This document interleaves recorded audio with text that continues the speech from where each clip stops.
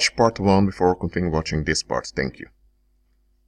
Look, the reason why the Holy Spirit tolerates some bad situations around you is to reveal to you what you have inside of you that you need to lose.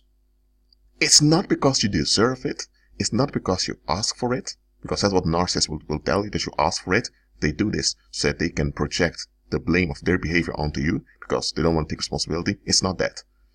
The Holy Spirit will tolerate some bad situations around you so that you will lose certain ways of thinking.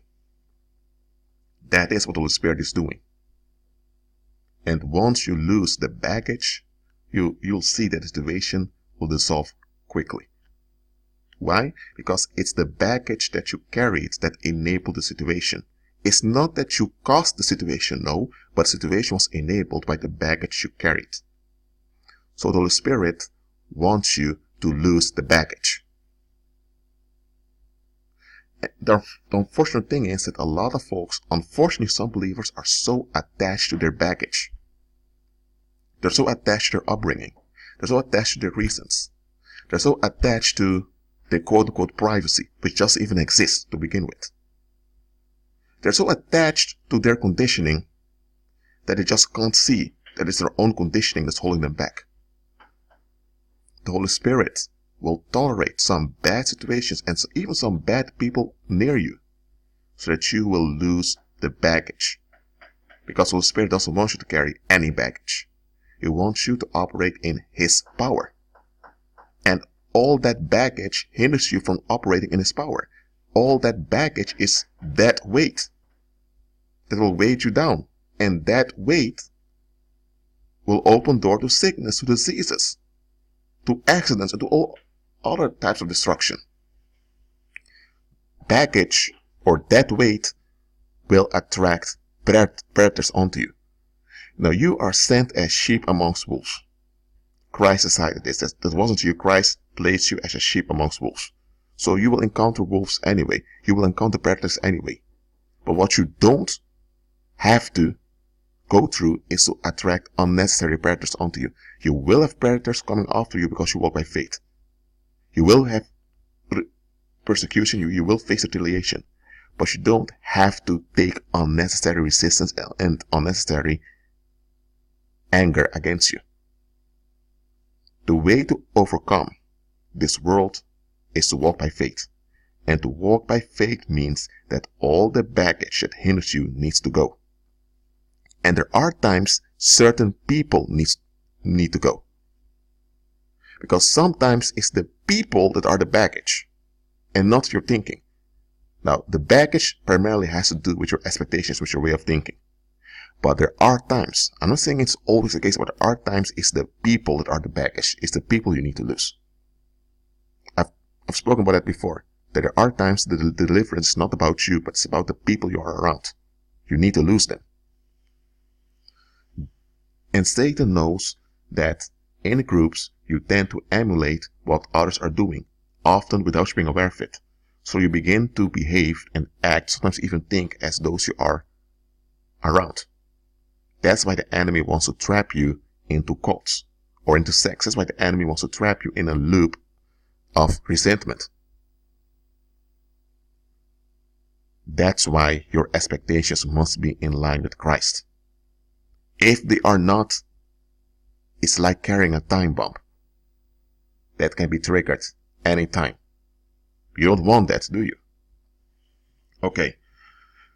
I'm going to give a parable or maybe two just to illustrate what I'm saying here. You have Jack, and Jack works as a security guard. He earns good money at the correction center.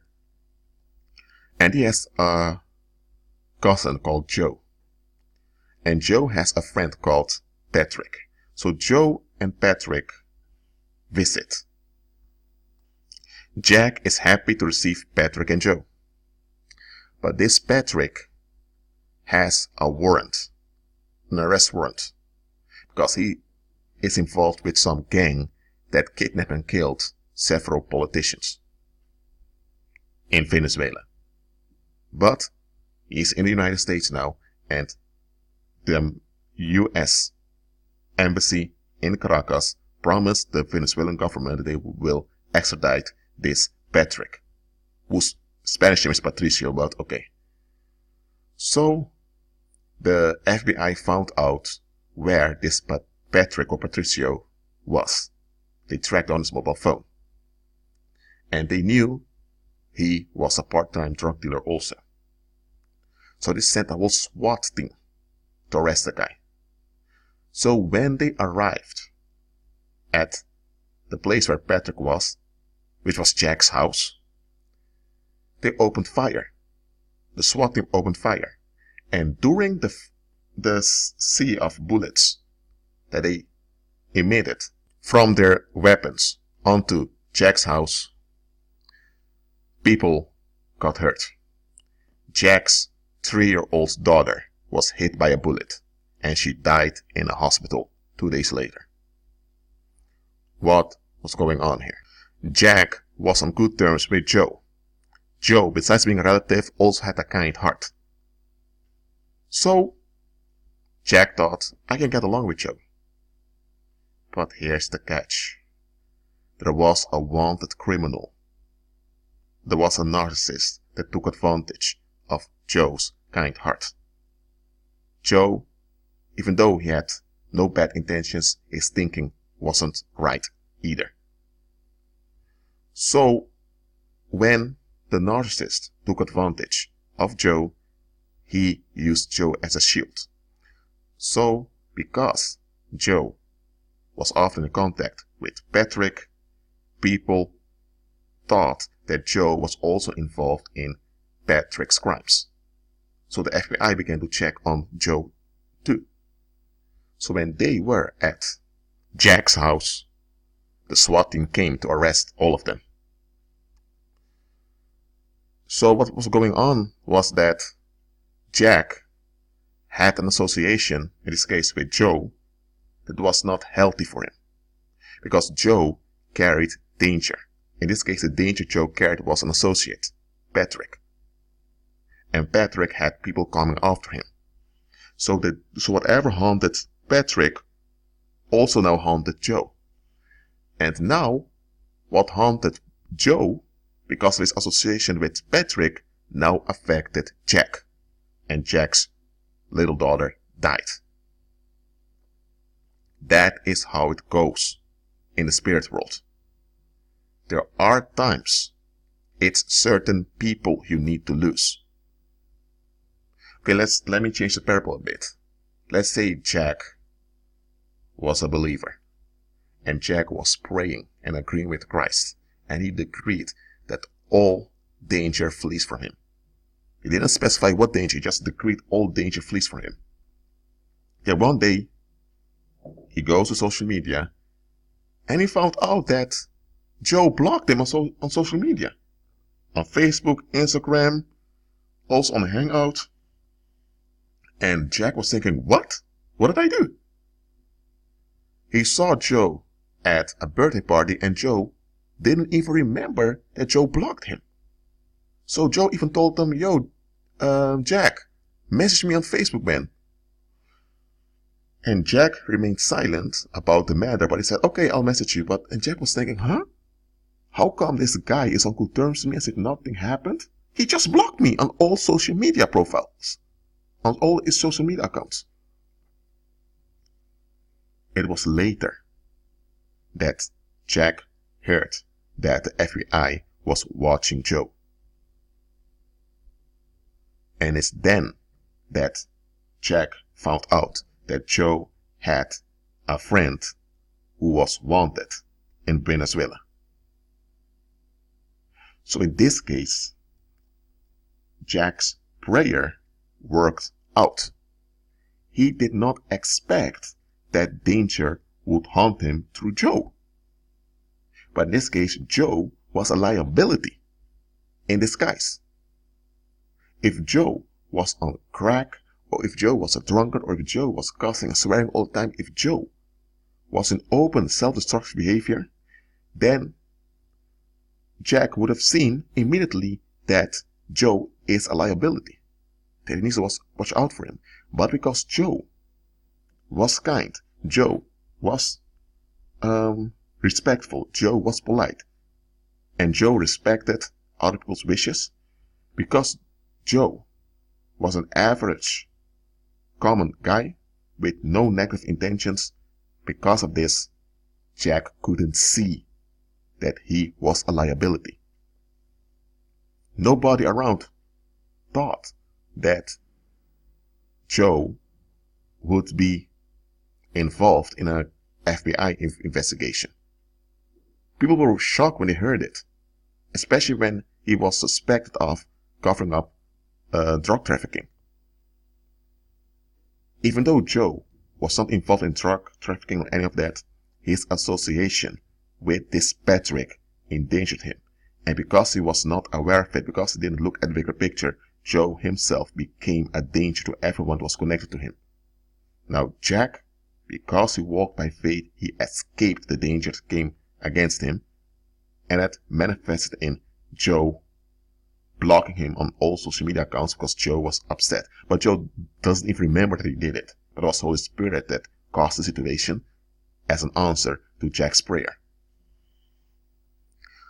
But imagine if Jack had this code of ethics that he received from his parents saying, he's family. Or let's say he attended a church that told them, if someone's upset with you, you need to make it right. It's your fault. You did something wrong.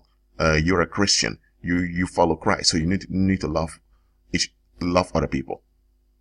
What if he followed the ethics of pagan Christianity? Or what if he followed his upbringing, how his parents raised him, without examining the situation? He then would have spoken about the issue with Joe, and Joe would have realized he blocked them for nothing, and they would have reconnected. But if they would have reconnected, then Jack would have been in danger. But now, not only was Jack free from danger, but his little girl was still alive. That's how things go. You need to examine your expectations. Sometimes you don't do what's right, you do what's best. If the Holy Spirit tells you to do something, even if it's contrary to what's right, you do what the Holy Spirit tells you, because what the Holy Spirit tells you then is more important than anything else. It can be you're walking down the streets, and let's say there is an elderly lady asking for help to cross the road. Naturally, you think, it's an elderly lady, let me do the right thing, let me help her out. But let's say the Holy Spirit tells you no, and the Holy Spirit says it's very loud to you, no. What do? You walk by. Others may see you and think, what's wrong with this guy? There's an elderly lady here, why doesn't he help her? Even though they can help her also, so they're hypocrites, but the Holy Spirit told you don't do it. And here's why. That elderly lady is a witch, and her own involvement in witchcraft is destroying her. She appears so old, even though she's not even that old. She's only 50, but she appears as if she's 90. Why? Because she has put hexes and spells on many people. She has harmed many throughout her young years, and now it's all haunting her. And she wants to transfer all those demons onto someone. So now she's pretending to have difficulty walking to stir up sympathy into others. And once someone comes to help her out, physically to cross the road, she will transfer all that heaviness onto that target. And afterwards she walks away, pretending as if she has difficulty walking. And then, when you're out of sight, she will walk perfectly fine. And then later you have difficulties in your life. There are people that have got physical sicknesses in this way. That's why you always obey the Holy Spirit, not your conscience. Your conscience is shaped by your upbringing, by your society, by the society you live in. Obey the Holy Spirit. That's it for now. Agree with Christ and be at peace.